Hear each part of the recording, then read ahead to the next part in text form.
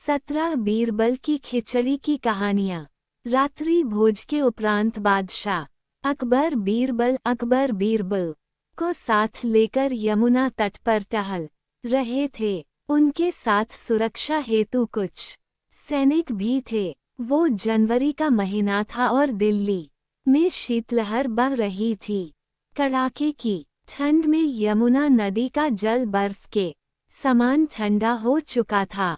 अकबर को जाने क्या सूझी कि उन्होंने अपनी उंगली यमुना के जल में डाल दी। ठंडक का एहसास होते ही उन्होंने फौरन अपनी उंगली जल से बाहर निकाली और बोले, बीरबल, विस्मयादिबोधक चिन्ह। इस मौसम में यमुना का पानी बर्फ के समान हो जाता है। इसमें एक उंगली डालना मुश्किल है। यदि किसी को इस पानी में थोड़ी देर भी रहना पड़ जाए तो वो जीवित नहीं बचेगा। क्यों, क्या कहते हो? बीरबल की सोच अकबर के विपरीत थी। वह बोला, मैं आपकी बात से सहमत नहीं हूँ हुजूर। इच्छा शक्ति हो तो मनुष्य कुछ भी कर गुजरता है। यमुना के पानी में कुछ देर खड़ा रहना तो बहुत ही छोटी बात है। हम तुमसे इत्तेफाक नहीं रखते बीरबल। इन दिनों यमुना के पानी में कोई खड़ा हो ही नहीं सकता। अकबर बीरबल की बात मानने को कतई तैयार नहीं थे। तो आजमा कर देख लीजिए, जहां पनाह कोई ना कोई जरूर होगा जो अपनी इच्छा शक्ति के दम पर ये कर जाएगा। बीरबल विश्वास के साथ बोला, तो ठीक है, कल पूरे राज्य में मुनादी करवा दी जाए कि जो कोई भी पूरी रात यमुना के पानी में कमर तक डूबकर खड़ा रहेगा उसे 100 स्वर्ण मुद्राएं इनाम में दी जाएंगी। अकबर तैश में आकर बोले। अगले दिन अकबर का आदेश पूरे राज्य में प्रसारित करवा दिया गया। कुछ दिनों तक ये चुनौती स्वीकार करने वाला कोई सामने नहीं आया। कोई साहस नहीं कर पा रहा था कि पूरी रात यमुना के ठंडे जल में कमर तक डूबकर खड़ा रह सके। अकबर के राज्य में एक निर्धन धोबी भी रहता था। उसकी मां का स्वास्थ्य बहुत खराब था, किंतु पैसों की तंगी के कारण वो उनका इलाज नहीं करवा पा रहा था। जब उसने यह मुनादी सुनी तो पैसों के लिए यमुना में खड़े होने की चुनौती स्वीकार कर ली। वह रात भर अकबर के सैनिकों की निगरानी में यमुना में कमर तक पानी में डूबकर खड़ा रहा।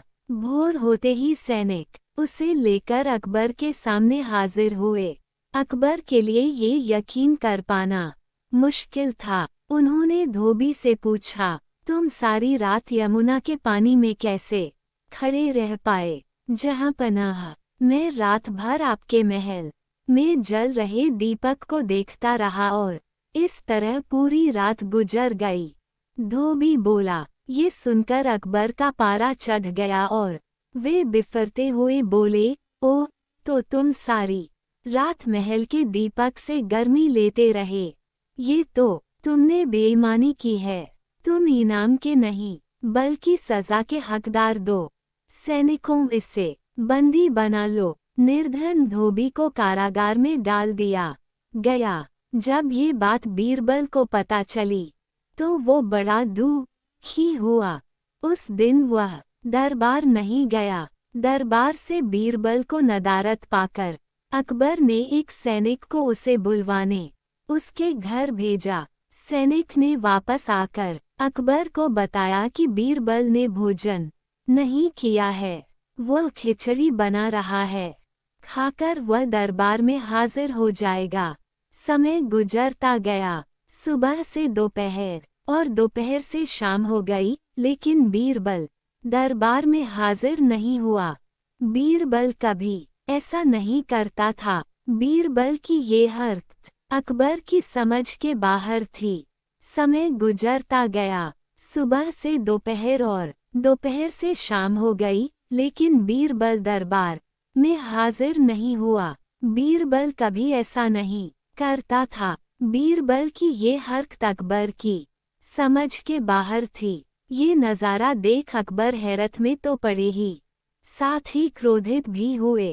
क्रोध में लाल पीले होते हुए उन्होंने बीरबल से पूछा, ये क्या है?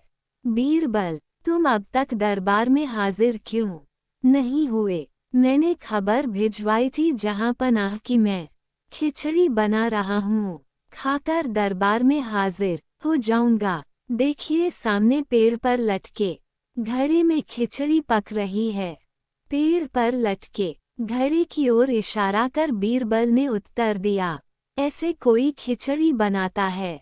पेड़ के नीचे जल रही आग से ऊपर लटके घड़े की खिचड़ी कैसे पकेगी? अकबर चिल्लाए। जब यमुना में खड़ी धोबी को इतने दूर स्थित महल में जल रहे दीपक से गर्मी मिल सकती है, तो इस तरह भी खिचड़ी पक सकती है। हुजूर, यहाँ तो आग उस दीपक की तुलना में निकट ही है। बीरबल झट से बोला। बीरबल की बात सुनकर अकबर का गुस्सा शांत हो गया। वे समझ गए कि बीरबल ने ये स्वांग उन्हें धोबी के साथ हुए अन्याय की बात समझाने के लिए किया है। उन्हें अपने किए पर पछतावा हुआ। सैनिकों से कहकर उन्होंने धोबी को कारागार से बाहर निकलवाया और उसे इनाम की 100 स्वर्ण मुद्राएं दी। इस तरह बीरबल ने अपनी अक्लमंदी से एक निर्धन धोबी के साथ अन्याय नहीं होने दिया।